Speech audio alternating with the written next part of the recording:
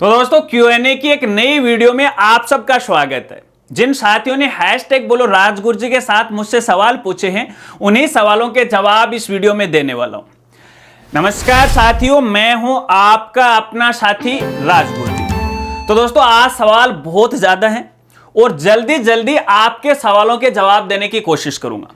और आज के हमारे पहले साथी हैं जिनका नाम है कुर्बान खान, और इनका सवाल यह है, सर मैंने एसएसओ में वन टाइम रजिस्ट्रेशन की फीस नहीं काटी है, लेकिन वन टाइम रजिस्ट्रेशन में ईमेल और मोबाइल नंबर चेंज कैसे करें, पूरा कमेंट पढ़ना एंड सही रिप्लाई देना।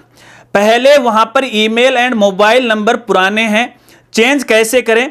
सर मेरे कमेंट का कभी Q&A में शामिल नहीं किया है।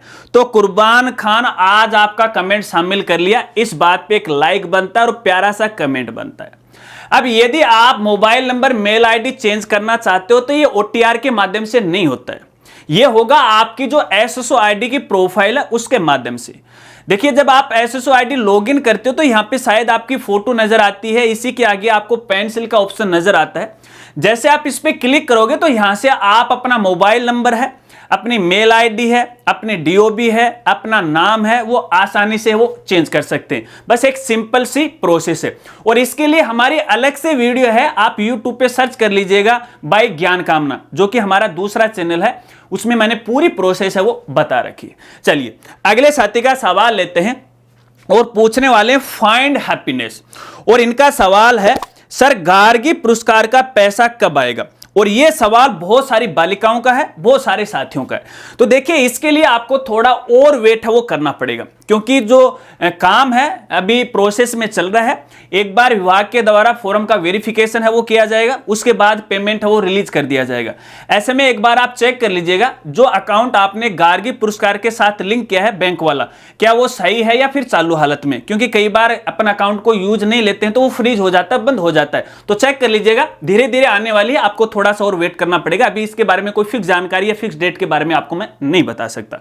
चलिए अगले साथी का सवाल लेते हैं और पूछने वाले हैं MS व्लॉगर, और इनका सवाल यह है, तलाकशुदा महिला को सरकार की तरफ से क्या क्या योजना मिलत है? गलत लिख दिया, कोई बात नहीं, मैं समझ गया।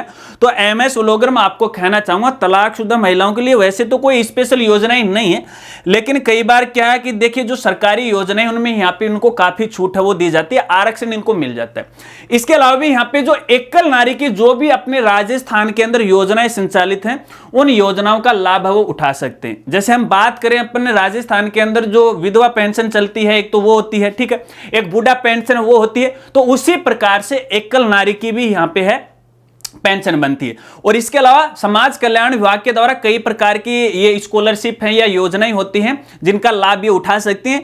हालांकि इन योजनाओं के बारे में मैं पहले बता चुका हूं, अगर इस वीडियो में बताऊंगा तो Q&A का कोई मतलब नहीं रह जाता है। फिर भी इसके लिए एक सेपरेट वीडियो में जल्द लेकर आने वाला हूं, जो विधवा महिलाएं हैं, जो तलाकशुदा महिलाएं हैं, डिटेल से आपको जरूर बताएंगे। चलिए अगले साथी का सवाल लेते हैं और पूछने वाले हैं सौम्या धाबाई, और इनका सवाल यह है, सर मैंने अनुप्रति कोचिंग योजना में अप्लाई किया था और मेरा सिलेक्शन हो गया था, पर मैंने कोचिंग में एडमिशन नहीं लिया। अब मैं फ्यूचर में इसके लिए फिर से अप्लाई कर सकती हूं क्या? तो सौम्या देखिए मैं आपको कहना चाहूंगा, आप अप्लाई कर सकते हो, लेकिन ये गारंटी नहीं है कि दोबारा आपका सिलेक्शन हो जाएगा, क्योंकि पहले प्राथमिकता उन कैंडिडेट को दी जाती है जिन्होंने अब तक है इस योजना का लाभ वो नहीं उठाया है। तो आप आवेदन कर सकते हो, देख लीजिएगा, यदि आपका नंबर आता है तो बहुत अच्छी बात है, वरना जयराम जी की। ठीक है, चलिए अगले साथी का सवाल लेते हैं और पूछने वाले हैं विनोद मेलावत, और इनका सवाल यह है, scholarship status treasury bill number 40% state share distributed, remaining 60% centre cell will be deposit by GOI बता रहा है, बाकी का पेमेंट कब तक आएगा गुरुजी? तो विनोद देखिए मैं आपको कहना चाहूंगा, इसका सिंपल सा मतलब तो ये है कि आपकी जो स्कॉलरशिप का जो पेमेंट बन रहा है वो ट्रेजरी में है वो भेज दिया गया है, ठीक है, संबंधित डिपार्टमेंट के द्वारा वेरिफिकेशन कर दिया गया। अब ट्रेजरी के द्वारा है आपका पेमेंट का भुगतान होने वाला।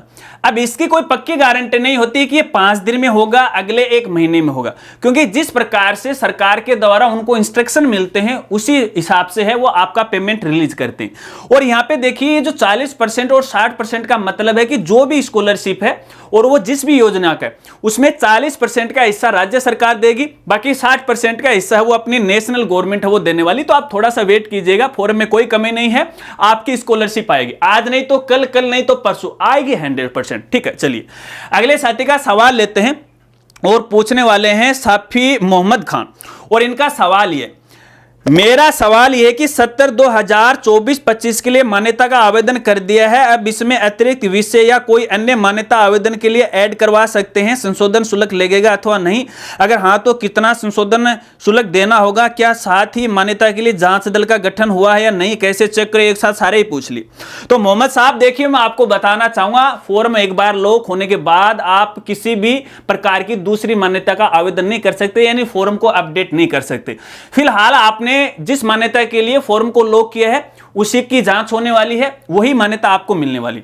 अगर बात करें जांच दल की, तो वैसे देखिए आपके पास इसका कोई नोटिफिकेशन नहीं आता है, संबंधित जो जांच दल है उनके पास है एसएमएस के द्वारा, और उनकी जो एम्प्लॉय आईडी है उसके पास नोटिफिकेशन है वो चला जाता है। फिर भी आपको राय देना चाहूंगा, जांच दल के बारे में यदि आप पता लगाना चाहते हो तो संबंधित आपके जिले का जो डीओ ऑफिस है उनसे आप संपर्क कीजिएगा, क्योंकि ये जो जानकारी है उनके पास पहले ही आ जाती है उनकी आईडी पे। ठीक है, आशा रखता हूं आप समझ गए।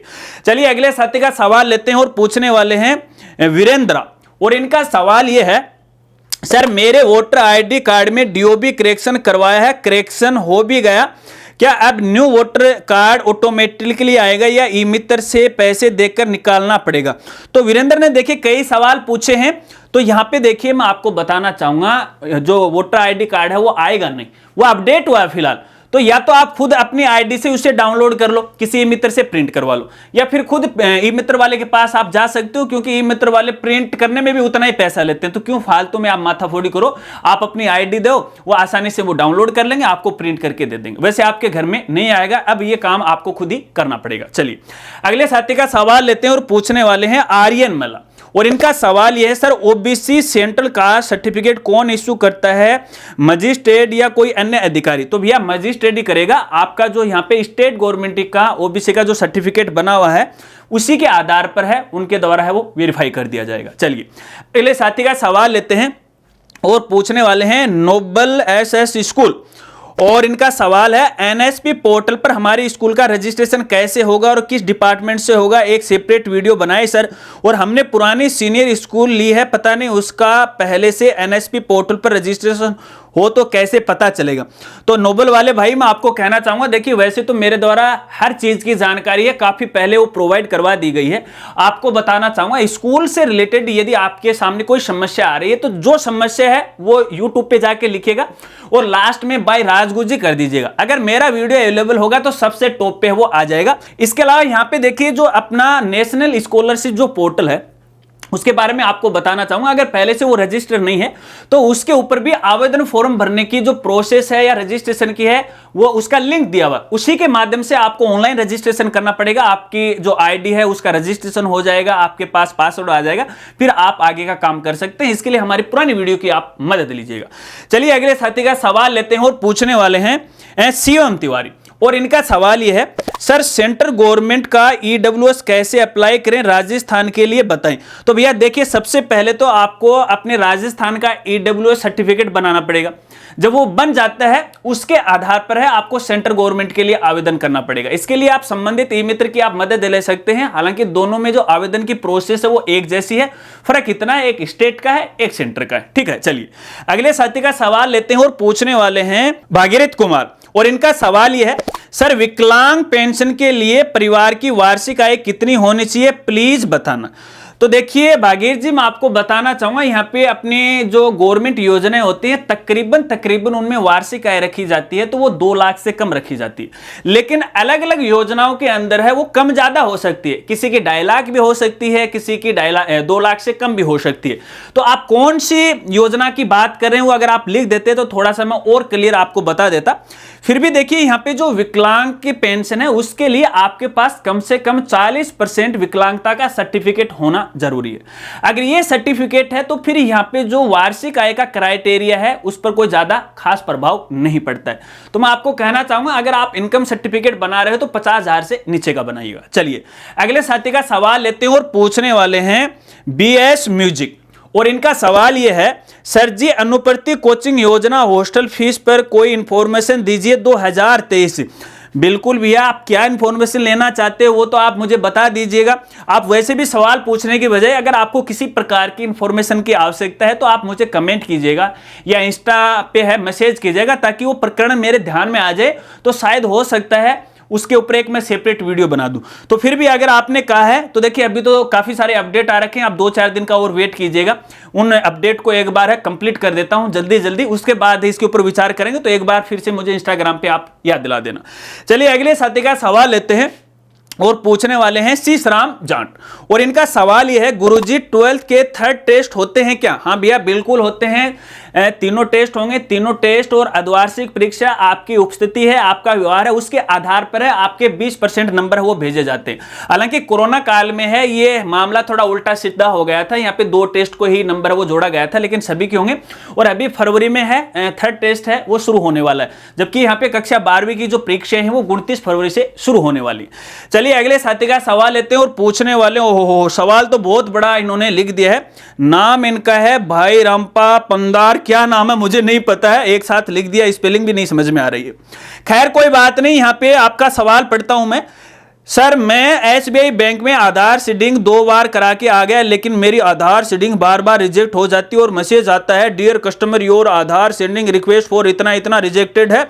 सर मैं 2 बैंक अकाउंट है, दूसरा बैंक वो बड़ौदा में है जिसमें मेरी आधार सीडिंग एक्टिव है, लेकिन मुझे SBI वाले बैंक अकाउंट में आधार सीडिंग करवानी है। SBI बैंक मैनेजर से बात की तो उन्होंने कहा कि उस बैंक से है अकाउंट से इनएक्टिव करा के आ जाइए। मैंने वहां से अपनी आधार को डी-लिंक करा दिया है, फिर भी ये प्रॉब्लम आ रही है। तो भैया जो भी हो आप, मैं आपको बताना चाहूंगा, पहली बात तो ये कि एक से है आपको हटाना पड़ेगा।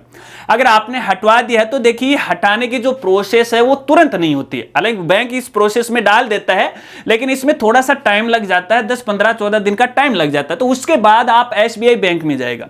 लेकिन यहां पे आपको बताना चाहूंगा, देखिए कई बार ऐसा होता है अगर आपके 2 बैंक है, पहले में आधार सीडिंग है तो नए वाले बैंक में भी आप जाते हो तो वैसे हो जाती है डायरेक्ट। लेकिन अभी ये जो NPC वाला ये मामला है, बार बार ये डीएक्टिव हो रही है या रिजेक्ट की जा रही है, तो इसमें कहीं ना कहीं उन्होंने अपने नॉर्म्स में कुछ बदलाव किया है, इस वजह से एक को है डीएक्टिव आपको करवाना पड़ेगा। तो इसमें थोड़ी सी टाइम स्पेंड कीजिएगा, हो जाएगा, नो टेंशन। ठीक है, चलिए अगले साथी का सवाल लेते हैं और पूछने वाले हैं राधिका, और इनका सवाल यह है, राधे राधे सर जी, राधे राधे, जय श्री राम। सर मैं प्राइवेट MA कर रहा हूं, एडमिशन भी ले लिया है और अब BEd भी चल रही है, दोनों एक साथ हो सकती हैं क्या? यूनिवर्सिटी दोनों अलग अलग है, माइग्रेशन सर्टिफिकेट कैसे जमा कराऊं BEd कॉलेज में? तो भैया राधिका आपको बताना चाहूंगा मैं, यहाँ पे आपको ये राय किसने दे दी कि आप 2 डिग्री एक साथ कर लो? नहीं, नियमानुसार आप 2 डिग्री रेगुलर नहीं कर सकते। हाँ इतना जरूर है, आप ओपन यूनिवर्सिटी से वो कर सकते हो, जैसे इग्नू यूनिवर्सिटी है और अपने राजस्थान की कोटा यूनिवर्सिटी है। लेकिन एक नॉर्मल यूनिवर्सिटी से आप एक साथ है 2 रेगुलर डिग्री नहीं कर सकते। तो ऐसे में आप एक रेगुलर डिग्री को आज ही वो बंद कर दीजिएगा, अन्यथा भविष्य में आपके सामने बहुत बड़ी समस्या आने वाली। आशा रखता हूं ये बात आप जरूर समझ गए होंगे। चलिए अगले साथी का सवाल लेते हैं, और सवाल तो लगभग वो कंप्लीट हो चुके हैं और आशा रखता हूं कि आपके सवालों के जवाब आपको मिल गए। अगर जवाब मिले हैं, वीडियो आपको अच्छी लगी है तो वीडियो को लाइक है वो जरूर कीजिएगा। कुछ साथी मुझसे नाराज भी हो सकते हैं कि सर हमने भी तो हैशटैग बोलो राजगुरु जी के साथ सवाल पूछा था, लेकिन आपने तो हमारा सवाल ही शामिल नहीं किया। तो आपको यहां पे बताना चाहूंगा यार, देखिए बहुत सारे साथी जुड़े हुए हैं, सवाल बहुत ज्यादा आ जाते हैं, तो ऐसे में जो इंपॉर्टेंट सवाल होते हैं जो सबके लिए ठीक ठाक होते हैं, उन सवालों को मैं यहां पे शामिल कर लेता हूं। इसके अलावा इस बार हमारे कई स्कूल साथियों ने स्कूल की मान्यता से जुड़े सवाल मुझसे पूछे हैं। इस प्रकार के सवाल को मैंने यहां पे शामिल नहीं किया, क्योंकि यहां पे सवाल तो आपका छोटा सा, लेकिन उसके पीछे जो जानकारी मैं आपको आपको दूंगा वो बहुत बड़ी बन जाती है। तो ऐसे में जिन साथियों ने स्कूल मान्यता से जुड़े के लिए जो भी सवाल मुझसे पूछे हैं उनको मैं यहां पे कहना चाहूंगा, मान्यता से रिलेटेड हमारी कई वीडियो हैं, पहले उन वीडियो को आप देखिएगा तो तकरीबन आपके 80% का सवाल है उन वीडियो में मिल जाएगा। इसके बाद यदि फिर भी आपको कोई कंफ्यूजन रहता है तो आप मेरे साथ वो जुड़ सकते हैं, क्योंकि देखिए जैसे आपके सवाल हैं उन सवाल को वीडियो के माध्यम से समझाना ठीक नहीं रहता है, तो इसके लिए आप मुझसे संपर्क कर सकते हैं, कॉल पे बात भी कर सकते हैं। इसके लिए हमारे चैनल की मेंबरशिप है वो आपको लेना पड़ेगा। मेंबरशिप के लिए आप हमारी वेबसाइट पे वो विजिट कर सकते हैं। अब कुछ साथी ये कह सकते हैं आप तो पैसे कमा रहे हो, बात यहां पे पैसे कमाने की नहीं है, बात यहां पे सिक्योरिटी की है, ठीक है, और वो सिक्योरिटी है मैं ज्यादा पब्लिकली नहीं करना चाहता। तो ऐसे में जो भी स्कूल साथी हैं जिनको मान्यता से रिलेटेड जिस प्रकार की समस्या आ रही है वो मेरे साथ जुड़े, और मैं यहां पे दावे के साथ कह सकता हूं कि आपकी तकरीबन मदद है मेरे द्वारा की जाएगी। और इससे रिलेटेड यहां पे काफी वीडियो हैं, आप उनको समझिएगा, देखिएगा, आपकी समस्या का समाधान हो जाएगा। अगर वीडियो जानकारी आपको अच्छी लगी तो वीडियो को लाइक कीजिएगा और अपने दोस्तों के साथ वो जरूर शेयर कीजिएगा। अगर आप भी चाहते हो कि आने वाली Q&A वीडियो के अंदर मैं आपके सवाल को शामिल करूं तो जब भी आप अपना सवाल लिखो तो हैशटैग बोलो राजगुरुजी के साथ लिखा करो। और मैं हर शनिवार के दिन है यहां पे अपने जो कम्युनिटी पोस्ट है वहां पे इस Q&A वीडियो के लिए पोस्ट डालता हूं, तो ज्यादातर सवाल मैं वहीं से उठाता हूं। तो मिलते हैं फ्रेंड्स अगली एक नई वीडियो के साथ, तब तक के लिए जय हिंद, जय भारत।